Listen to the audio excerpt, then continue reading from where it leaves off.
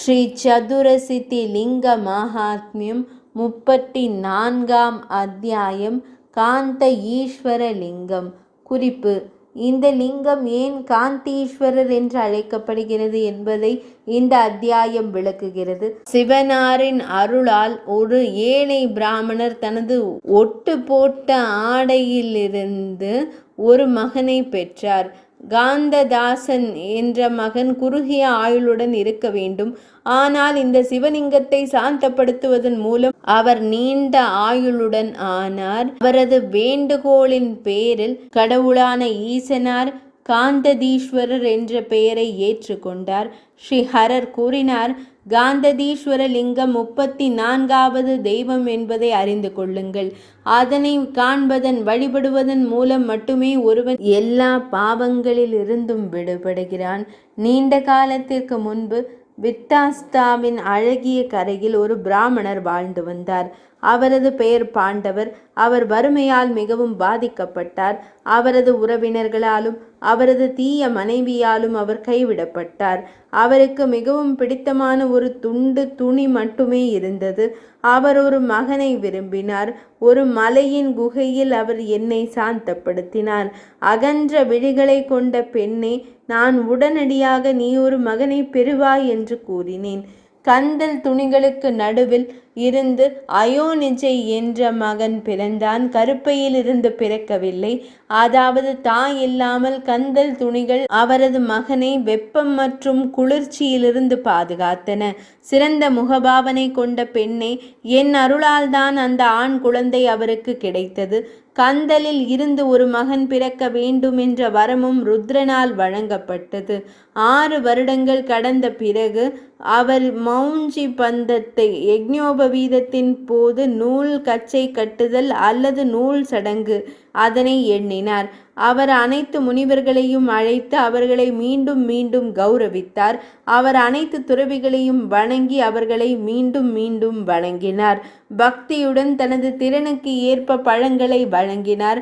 அவரது முஞ்சாப்புல் கச்சை முறையாக கட்டப்பட்டது.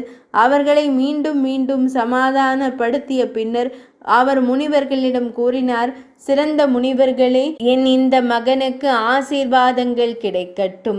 என் மகன் நீண்ட காலம் வாழ்க. மகன்களால் ஆசீர்வதிக்கப்பட்டார்.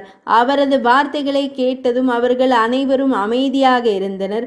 அவர்கள் பதிலளிக்கவில்லை. அதன் பிறகு சிறந்த முனிவர் தானே தியானம் செய்து தனது மகன் குறுகிய ஆயுளுடையவன் என்பதனை உணர்ந்து திடீரென்று மயக்கமடைந்தார். மகனின் மீது துக்கம் மற்றும் பாசத்தால் துன்பப்பட்டு அவர் புலம்பத் தொடங்கினார். வடவர், அதாவது பிராமணர் கூறினார்: மகேசனால் வழங்கப்பட்ட என் மகன் எப்படி குறுகிய ஆயுளுடையவனாக இருக்க இயலும்? முன்பு என் மீது மகிழ்ச்சி அடைந்த ருத்ரர் இந்த கந்தலின் நடுவிலிருந்து என்னுடையதை போன்ற சக்தியும் வீரியமும் கொண்ட ஒரு மகன் உனக்கு பிறப்பான் என்று வரமளித்தார்.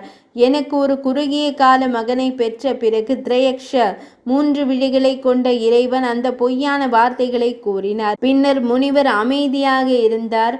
தனது தந்தை துயரத்தில் இருப்பதை கண்ட சிறுவன் திடீரென்று இந்த வார்த்தைகளை கூறி மகிழ்ச்சியை அதிகரித்தான். மனம் தளர்ந்தவர்களே, எனக்காக உங்கள் பயத்தை தவிர்த்து விடுங்கள். இறந்தவர்களின் அரசரின், அதாவது யமதர்மனின் முயற்சிகளை நான் வீணாக்குவேன்.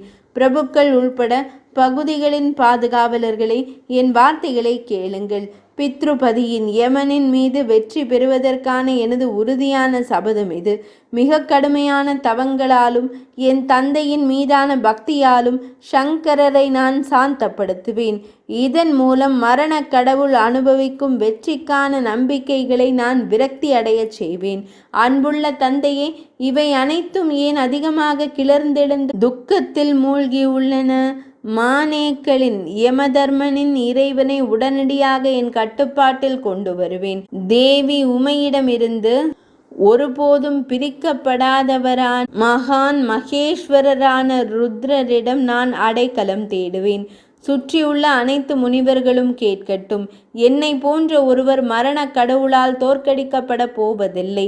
நான் சிதி கண்டரின் நீல தொண்டை கொண்ட சிவபெருமானின் பாதங்களை சாந்தப்படுத்தி விரைவில் மரணத்தை அடக்குவேன். கந்தலில் பிறந்த குழந்தையின் அமிர்தம் போன்ற வார்த்தைகளை கேட்டு முனிவர்களின் விழிகள் பிரகாசித்தன. அவர்கள் மகிழ்ச்சியால் திகைத்து வியர்த்து ஓடினர்.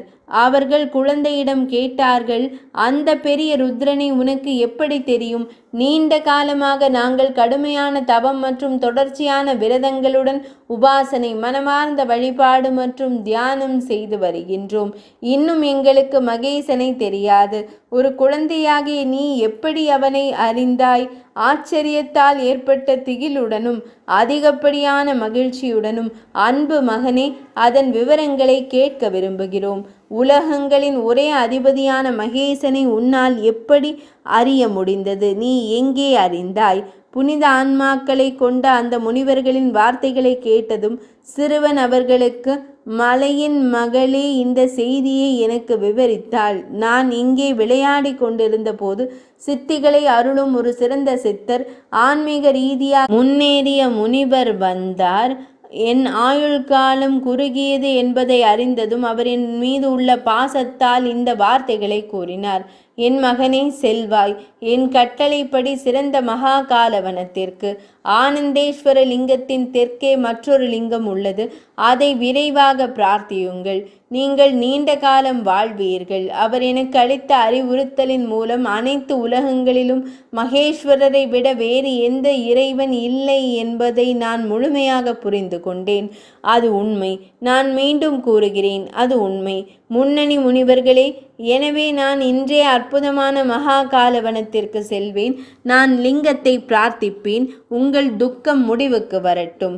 அவரது வார்த்தைகளை கேட்டதும் பெரிய முனிவர்களும் ஆச்சரியப்பட்ட தந்தையும் இந்த இடத்திற்கு வந்தனர்.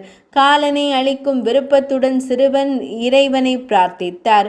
அதன் பிறகு, மலையின் மகளே, லிங்கத்தின் நடுவிலிருந்து ஒரு குரல் எழுந்தது. நான் திருப்தியும் மகிழ்ச்சியும் அடைகிறேன். அன்பான குழந்தையே, உனக்கு என்ன ஆசை நிறைவேற வேண்டும்? சிறுவன் கூறினான், சங்கரரே, நீங்கள் திருப்தி அடைந்தால் உங்களை காண வருபவர்கள் பாவங்களின் கந்தல்களிலிருந்து விடுபட்டு நீண்ட காலம் வாழட்டும். புகழ்பெற்ற பெண்மணியே, சிறுவனின் கூற்றை கேட்டதும் லிங்கம் இவ்வாறு கூறியது. ஆழ்ந்த நம்பிக்கையுடன் என்னை வழிபடுபவர்கள் முதுமை மற்றும் மரணத்திலிருந்து விடுபடுவார்கள். அவர்கள் எப்போதும் தங்கள் பெரிய ஆசைகளை உணர்ந்து கொள்வார்கள். அவர்கள் சிறந்த கணங்களாக மாறுவார்கள். அனைத்து உலகங்களிலும் வழிபட தகுதியானவர்களாக, அனைத்து அலங்காரங்களாலும் அலங்கரிக்கப்பட்டவர்களாகவும் இருப்பார்கள். இவ்வாறு வரம் பெற்ற பின்னர் கந்தன் குழந்தை பயபக்தியுடன் கரங்களை கூப்பி நின்றது. மகிழ்ச்சியடைந்த லிங்கம் அவனிடம் கூறியது, சிறந்த விரதங்களின் மகனே, தேவர்கள், தானவர்கள் மற்றும் குஹ்யகர்களால் உலகில் பெற மிகவும் கடினமான ஒரு வரத்தை மீண்டும் ஒரு முறை தேர்ந்தெடுங்கள். ஏனெனில் நீ இங்கே வீழ்த்தப்பட்டிருக்கிறாய், படைக்கப்பட்டிருக்கிறாய். எனவே இப்போது தமக்கு கொடுக்க முடியாதது எதுவும் இல்லை. குழந்தை கூறியது, மகாதேவரே, மீண்டும் ஒரு வரம் கொடுக்கப்பட வேண்டுமானால் பகவானே, பூமியில் இல்லை, எல்லா உலகங்களிலும் என் பெயரால் நீங்கள் அறியப்பட வேண்டும். மகிழ்ச்சியடைந்த லிங்கத்தால் இது கூறப்பட்டது. தேவி பார்வதி, அப்படியே ஆகட்டும். அன்றிலிருந்து தேவர்களின் இறைவன் காந்ததீஸ்வரர் என்று நன்கு அறியப்பட்டார். அதை கண்டாலே ஒரு மனிதன் நீண்ட ஆயுளுடன் வாழ்கிறான். கௌரி தேவியே, காந்ததீஸ்வர லிங்கத்தை தரிசிப்பவர் பாவங்களின் கந்தல்களிலிருந்து விடுபட்டு முக்தி அடைவார். லிங்கம் புண்ணியமானது, பாவங்களை அழிக்கிறது. அது புகழப்பட தகுதியானது, புகழை தருகிறது. என் நாமத்தை மீண்டும் கூறுவதன் மூலம் அது அனைத்து பாவங்களையும் சுத்திகரிக்கிறது. மகா காலத்தில், அதாவது மகா காலவனத்தில் இந்த இறைவன் காந்ததீஸ்வரரை காணாதவர்கள் உலகில் பரிதாபகரமானவர்கள். உலகில் அவர்களின் பிறப்பு நோக்கமற்றது. இவ்வாறு தேவி காந்ததீஸ்வர தேவரின் பாவத்தை அளிக்கும் சக்தி உங்களுக்கு விவரிக்கப்பட்டுள்ளது. 34ஆம் அத்தியாயம் இனிதே நிறைவடைந்தது.